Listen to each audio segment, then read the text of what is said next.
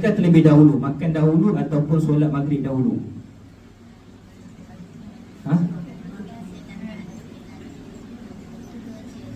Baik.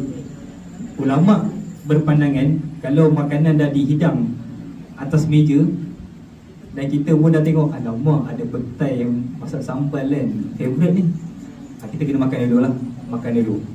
Tapi adakah salah kalau kita makan sikit kurma, lepas tu kita solat, lepas tu kita sambung balik makan? Pun tak salah. Dua-dua boleh. Tapi mana yang afdal? Yang afdalnya makan dululah. Makan dulu. Tapi kan masjid-masjid biasa kan makan kurma dulu, sebab nak bagi ruang kita makan panjang sikit. Lepas tu kita nak solat awal waktu, tak nak solat akhir-akhir waktu kan. Jadi dua-dua boleh, tapi yang lebih afdal apabila makanan telah dihidang atas meja, makan dulu barulah solat. Janganlah solat dan last 8.32 pun nak solat, lagi 20 minit nak azan isyak. Tak boleh lah macam tu.